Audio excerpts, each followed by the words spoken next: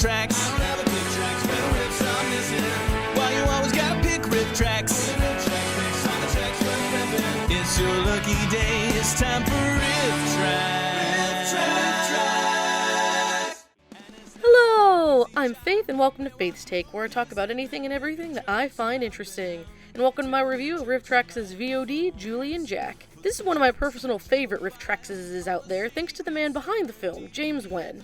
I hope that name sounds familiar, since this is the man behind the legendary Birdemic Shock and Terror. I've already reviewed the hysterical live version of our Rifftrax crew tackling that incredibly awful piece of film history, and you can check it out by clicking the card or in the description. But now I'm here to review the next part of the Nguyen lexicon covered by our intrepid riffers back in July of 2015. And believe it or not, this film from 2003 has a few twists up its sleeves. So let's not waste any more time and dive right into my review of Rifftrax, Julie and Jack.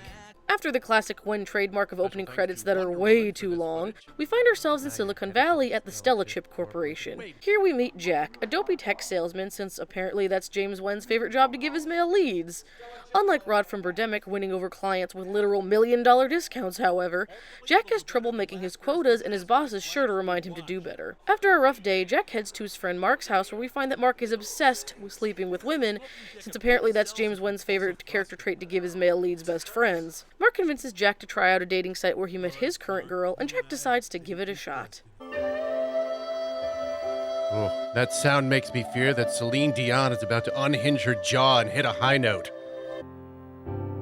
There are clouds, yes they exist. There are clouds and here are some clouds. Here's more clouds for you to prove they exist. And here's a city I don't know which one. I love the way he doesn't let me talk at work, ever. Oh, I sense a nice 50% discount coming our way. Oh, yeah. Sales performance for this quarter is good. But I think we can do better. Better sound-wise, that is, by putting the microphone in the same room as the actor. Well, nearly every. And I'd like to see more of you reaching the kind of sales Bill is pulling in. Bow before my schlubbiness. Keep up the... Okay? Meeting adjourned. Hopefully I've motivated you by telling you to sell more of the thing you're already selling. Stick around a moment. I'm making the phone calls, telling everyone all about the new Millennium X. Slipping in a pitch for solar panels on the side? What's up? Just standing awkwardly in this weird corner. You know. Whatever happened to Barbara? She's on vacation. She threw up, cursed me, ran screaming from the house, so I assume she's on vacation. So, man, So why are you not making your sales quota? Have you tried not working and just having sex at noon? Here's what you do. You go to this new website that I found, cupidmatchmaker.net. It's where I met Stephanie. You know, you might get lucky too. Stephanie just stole his computer and took off in his car. Pizza.net? Ow. It's just some crummy dating site. Next we get a semi-montage with Jack and a woman who goes by the username of Lady Renegade messaging each other back and forth, giving little peeks into their lives. All the while, poor Jack is just unable to make a single sale. Jack hangs out with Mark and gives him some of the details about how things are going with his new internet pal, and soon enough the two of them go out to dinner. And I hope you love the first date scene from Birdemic, because this is pretty much the exact same thing. Through the awkward conversation, we learn that Lady Renegade is Julie, a software developer who likes corny scripts and guys who butcher the French language. And she must have some kind of magic power that seeps into Jack, as the next day he gets close to hooking a customer for some chips. I practically just live inside my computer. Perhaps we can chat sometime. Lady Renegade. It sounds like I'm standing just off camera saying these words, but I'm not. I'm not interested. Please, don't bother me. Can I send you some information? I'm sure that once you take a look at... Jam it up my... Right, I know the drill. Mail for you. Have a nice... Mostly, I hang out with Mark Stevens. Take the world's most repulsive idiot, double his repulsiveness and his idiocy, and that's Mark Stevens. Well, not the kind of school you go to if you're not serious about studying. Well, that is, unless you're my best friends, Tammy, Gina, and Susan. So this should be called Julie and Jack and Mark and Tammy and Gina and Susan. I feel really comfortable talking with her. Now, if she'd just buy 20,000 units of the Stella Chip Millennium X, she'd be the perfect woman. That guy was my customer for 2 years and he never bought nothing. Wait, does he really qualify as a customer at that point? Bob sticking me with his Brain's account. the definition of the word.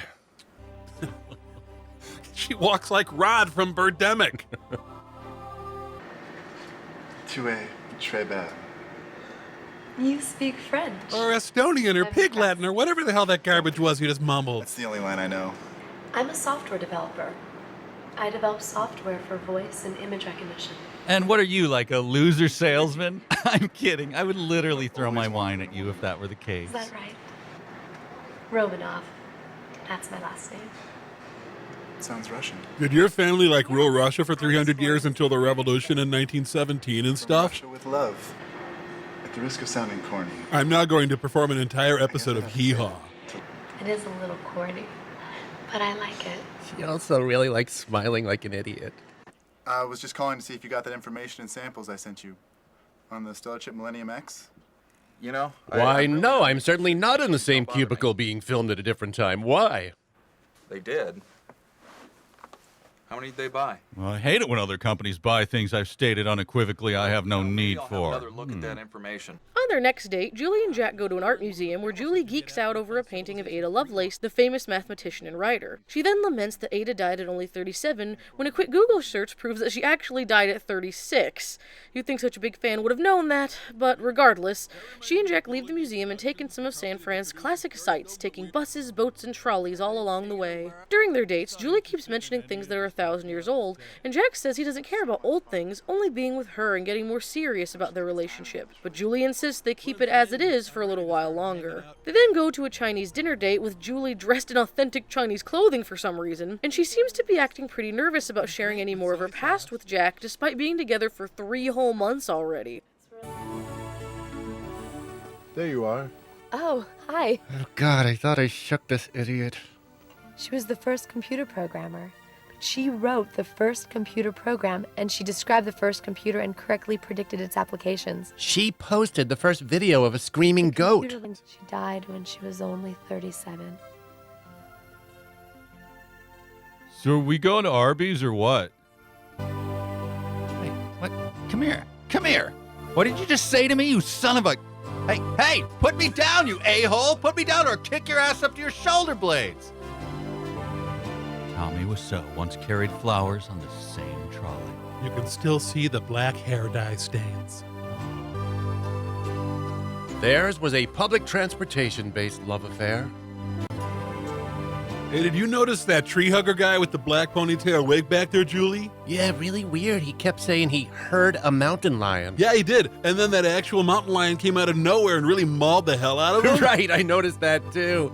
Poor guy. But really, what a stupid wig. It was ridiculous. He deserved to be mauled. Yeah. Would you like to live that long, Jack? 1,000 years? Think of all the dorky sweaters you could buy. No, Julie.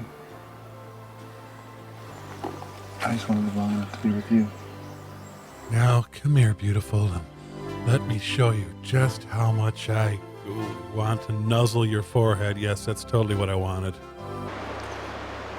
Look at that cliff over there. Where? Oh, See I those see. rock layers? They're at least 100 years old. There's probably about 10 layers. That's at least 1,000 years old. Nice round numbers, still going strong. Don't you think it's time we move this relationship forward? What I'm saying is, I'm ready to start hanging out with your family. You know what the Chinese used to say about love? What? That true love is like a red rose.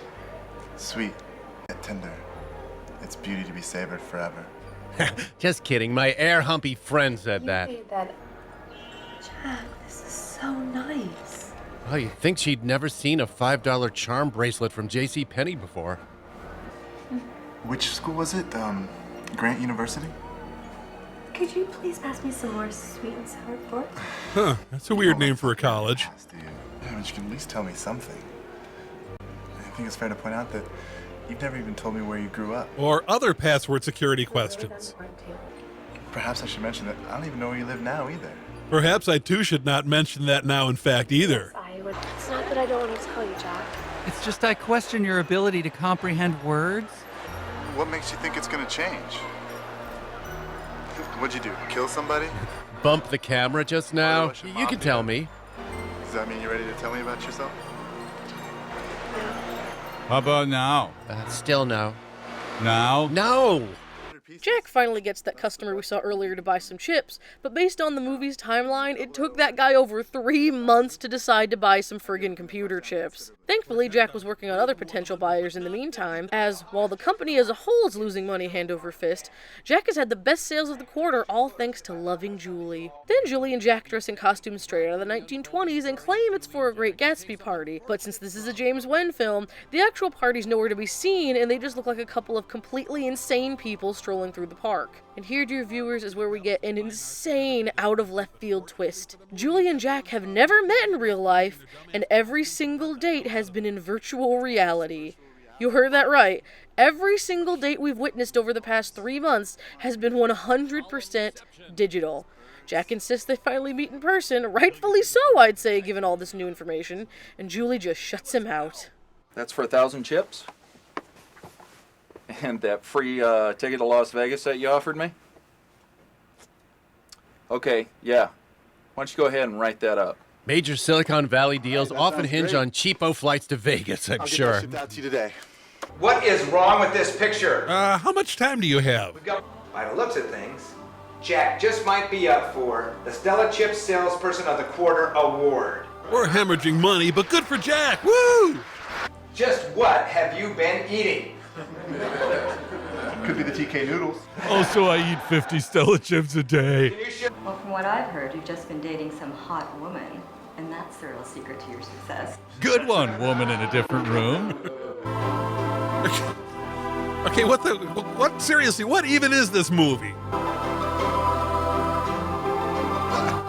I'm sorry, but this just doesn't make sense. I agree. I mean, walking around a major San Francisco landmark wearing a tuxedo, but not tossing a football around with Mark, Denny, or even Peter?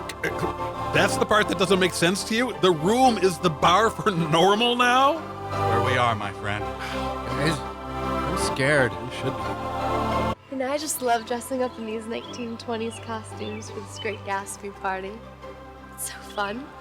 Me too. Is this the party? But I certainly can't take credit for what you do at work. Seriously, your job is ridiculous. Leave me the hell out of it. I must say. You can't recapture the memories that you're too busy to create in the first place. Perhaps that doesn't make any sense to you. It is James Nguyen dialogue, after all. We have right now. I mean, I know this isn't real. What? I know none of this is real. What? That's all just virtual reality. What? These birds are fake. Wait till you see the birds in the next movie. Make those look real as hell.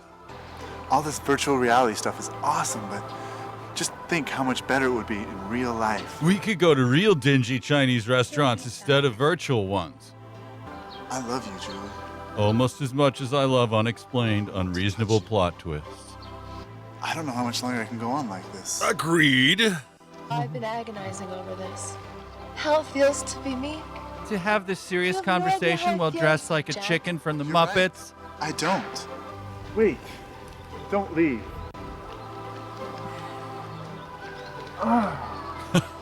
He should just shout, "I'm sad." It's still not clear enough to me. So the goggles show himself from the side? Please try again later, or maybe stop being such a giant unlovable weenie, or maybe just go outside.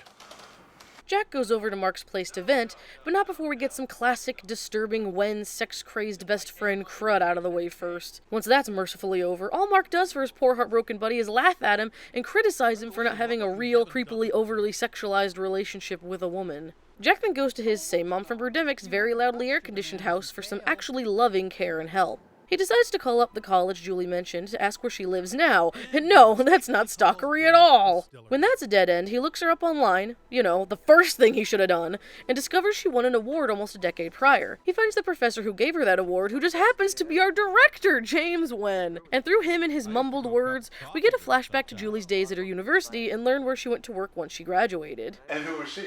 Her name is... Slim Shady. Oh my god, I saw her on the playground. She was playing with the little kitties. Oh, God, You know, please don't. It just brought out this parenting urge in me. I just wanted to urge. Okay, I vote we pause the movie and have him arrested. After the first 2 or 3 months, a relationship is just a bad investment. That's also when they start with the court orders. We have a great time together. Together. Now there's a good one. Yeah, it's a great adverb. Maybe she's a man. Oh, thoughtless sociopath, you're my best friend. Honey, what's wrong? You haven't touched your bananas and kale. She just disappeared.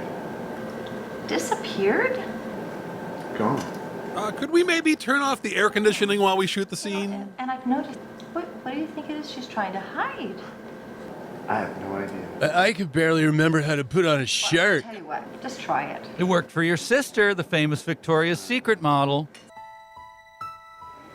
Yes, I went to Grant University. Home of the fighting drunk Union generals. No, I don't want to look at her records. I just want to find out where she lives now. Okay, I might do some light harassment. How she won the Turing Award and Publishers Clearinghouse. Professor Tran? Yeah. Hi, my name's Jack. Can I speak with you for a moment? I gotta go cup of coffee. Then I will go cup of coffee with Also you. remember Julie, Jack. I mean, it's object-oriented, it's portable, it's fast, it's powerful, and it does so many things. So I stole it and sold it to Microsoft. Hey, don't forget to do your homework. And that is our filmmaker, ladies and gentlemen. Things are starting to make sense. By neurocomputers. Neurocomputers. What? Neural computers? Is that anything like solar panels? Intelligent computers. Computer chips from its current size to several 100,000 times smaller than it is today. Also good for ant-men. But listen, if you do see Julie, tell her to stop by and say hello. Maybe we'll go plate of lunch. Jack continues to chase after Julie by finding out JB Software, the company she worked for straight out of college, was acquired by another tech business. It turns out that Julie was actually one of the founders of JB Software, and Jack finds her fellow founder and hopes to finally find her. Her old partner says JB Software made him and Julie millionaires, and gives Jack another flashback to when they started up the firm in Julie's garage and sold it for the classically Wen round number of $100 million. Unfortunately, her partner hasn't heard from her in years, and he seems a little too unconcerned about the person he started $1 million company with just falling off the face of the earth. But he tips Jack off to the company's Spaceship Ventures, where Julie tried to continue her career in AI software development. And of course, the random guy Jack meets there offers up yet another flashback about Julie refusing to sell some big project to him when he wanted more than 50% of it. Can you connect me to the business development department, please? Wait, he called a tech company and he got a human? Now this is a fantasy. JB Software was acquired by us, MX Corporation. The corporation that owns JB Software. Founders? You can reach Raju Patel at Patel Corporation in San Jose. How about his private number and credit info? The woman amazes me. We found a JB Software in her garage. Here, let me show you with a milky white dissolve to a flashback. Yep, no less exciting than any computer coding scene in any movie ever. Testing. Testing's fun. MX Corporation has made an offer to buy out JB Software for $100 million. Uh-huh. And we have accepted their offer. That's not bad. It's no NCT software acquisition. I can really get that Ferrari I wanted. Ferrari mention? Another box marked off on the James Nguyen bingo card. I couldn't tell you where she went. You may want to try Spaceship Ventures. But I couldn't tell you where she went. What did you do after JB Software?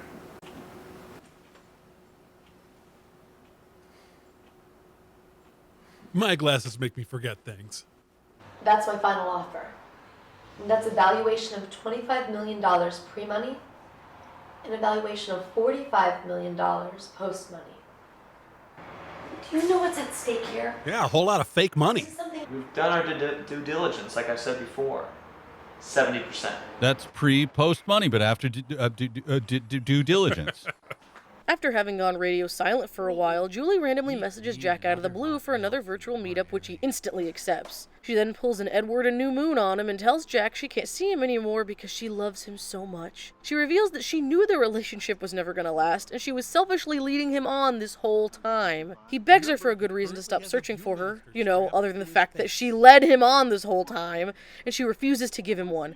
So he tracks down her old roommate Susan to question her about Julie. She asks when he saw Julie last, and he implies he's seen her in person, obviously knowing if he said he only met her virtually and had gone to 4 different people now to try to meet her in real life against her wishes, Susan would probably contact the authorities. This leads to a flashback of Julie's college life and her previous boyfriend, Richard. Golden Gate Park. I'll be the one in the dumpy chinos. Don't ever disappear on me like that again. Or I swear to God, I will dox the hell out of you. Where did you go? I didn't go anywhere. That's what I said after my trip to Kansas. In fact, I do love you. That's why I have to Add another crease to my forehead. stop seeing you. You've known this was a doomed relationship. I've known that all along. Ever since you dry-humped Jordan Baker at that Great Gatsby party. Jack, I don't expect you to understand. Jack hears that a lot. Tell me why. Give me a good reason why I should stop caring about the one girl. On a totally unrelated note, that guy never made another movie. I'm a friend of Julie Romanoff. Oh, Julie. You know her? Yeah, I know Julie. Never heard of her. Of course I know her. Ah, the majestic vistas of a James Nguyen film. So when's the last time you saw Julie? A couple days ago. We met up in San Francisco and hit it off extremely well. We dated for a while. She was always very secretive. She would never tell me very much about herself. So that's the last time I saw Julie. She was always with her books, always in front of the computer, hardly ever taking a break to really experience life, and she was fun. She had a fun side. And I don't want you looking like that kind of girl who spends their whole life trying to reboot their neighbor's computer. The word computer escaped her for a second there. All right. You guys aren't serious, are you?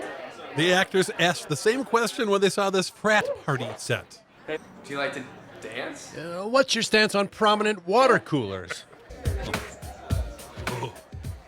We laughed when we realized all of us were 30.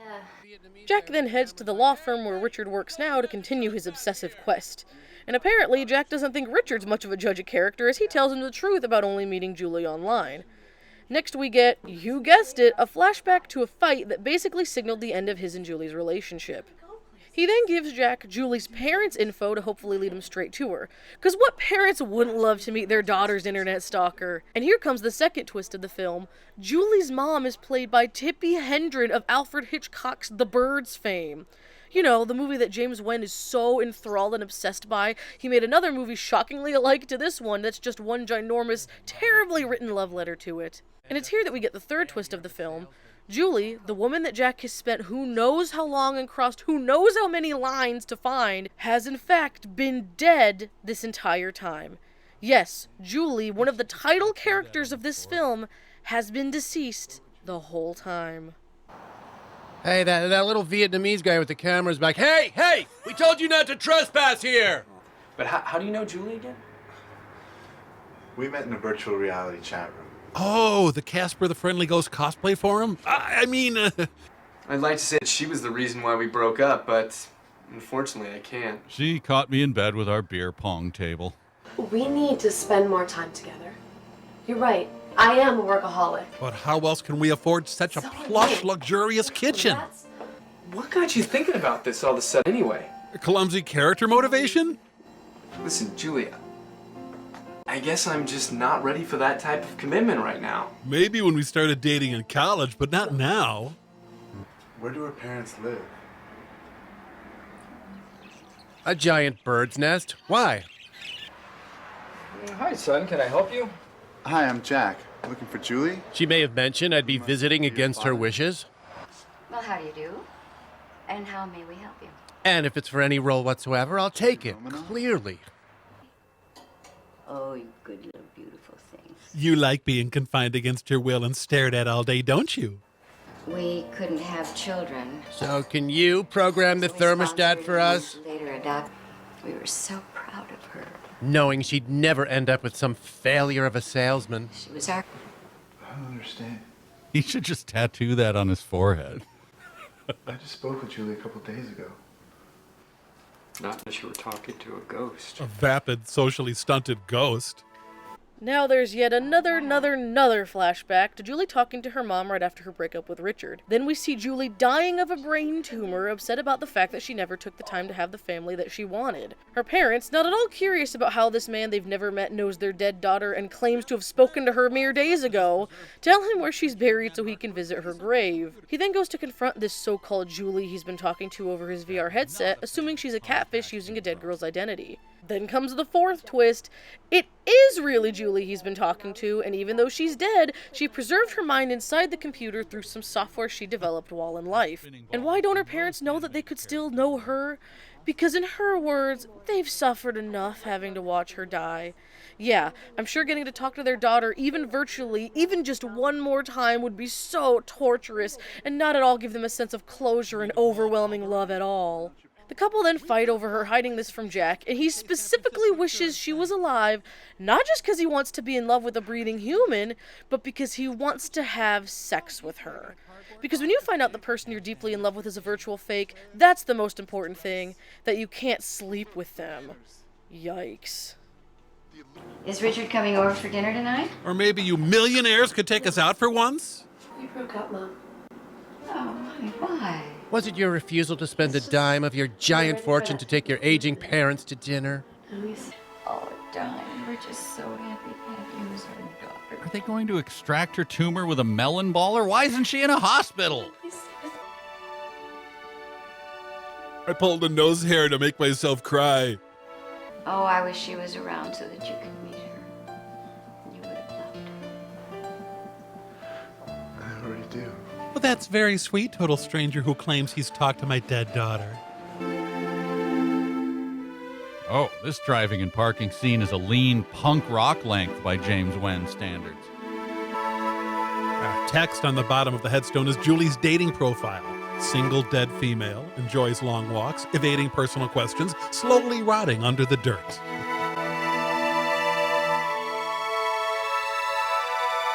Well, at least he finally knows where Julie lives. I went looking for Julie Romanoff. As for you, I have no idea who you are. Did I Jack, tell you I this is suffer from exactly what I face was trying to blindness? prevent. My body may be dead, but my mind is very much alive. And Jack is just the It's a opposite. fact. I never dreamed I'd end up using it the way that I did. You mean to blow up Alderaan? Then why don't your parents know about this?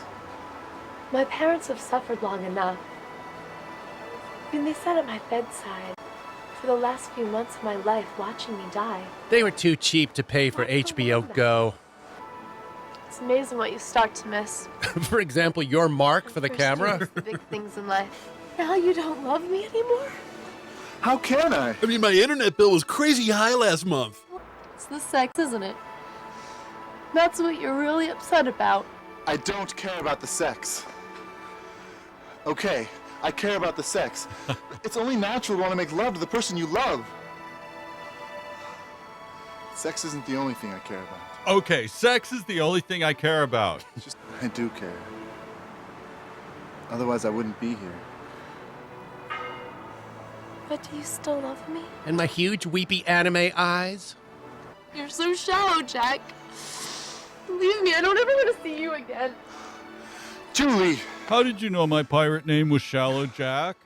Trying to figure out what to do with his understandably shattered perception of reality, Jack heads to church where we get a gospel song about spiritual love. He's assured that spiritual love goes beyond the grave.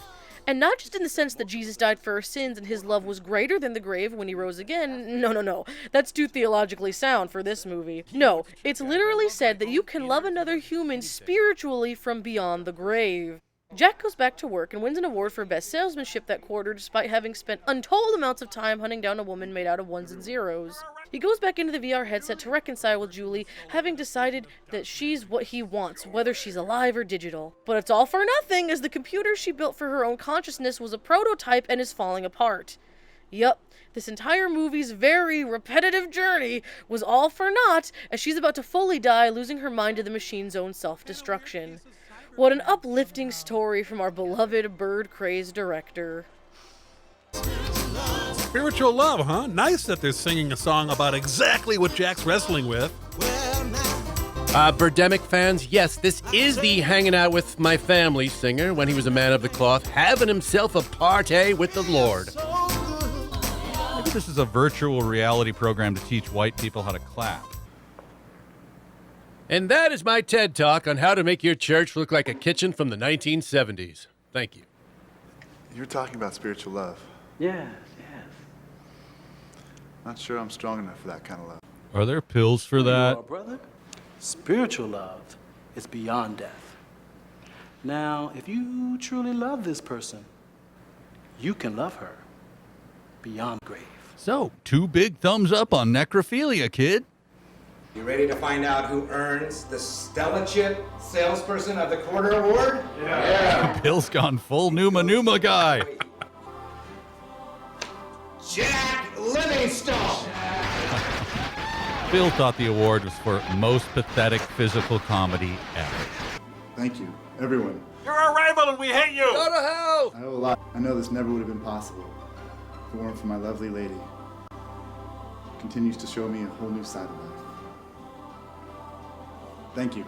He thanks his lovely lady for dying and thereby freeing up his time to make more cold calls. Nice. How's my cute little corpse face doing? I've given it a lot of thought. This is really hard for me.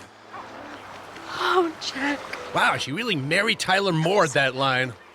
I am leaving, Jack. And this time I have no choice. The neural computer was meant only as an experiment. Cut. Can you blow your nose, please, honey? Sounds like you have a cantaloupe stuffed up each nostril.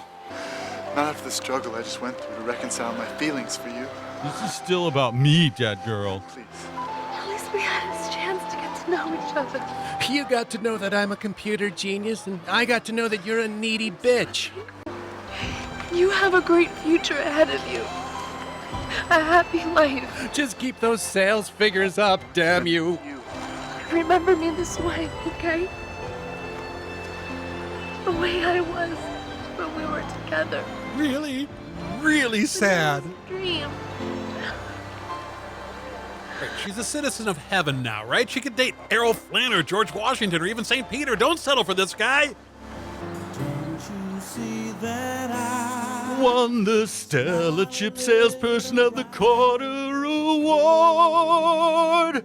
As I said, this is one of my personal favorite Rifftrax video-on-demand offerings. On the one hand, this film has a lot of similarities to Birdemic, an absolute classic in the Rifftrax library, while on the other hand, it has some twists and turns that you couldn't see coming even if you tried. If you're a fan of awful romances, terrible acting, bad audio, and fantastic riffs, this is definitely the Rifftrax for you. As always, thank you all so much for watching, and special thanks to all my splendiferous Patreon supporters, including Jackie Ball, Kevin Nata, Victor Cordova, and Tony Briscato. I had such a blast reviewing this Rifftrax and can't wait to keep the reviews coming for you guys. And if you really love Rifftrax, which I assume you do, having just watched a full review of one, I started a new Twitter. It's at NoContextRiff, where I post a ton of fun random riffs that I love. I'll link it in the description if you want to check it out. Thanks again, and I'll see you guys later. It's time for Rifftrax.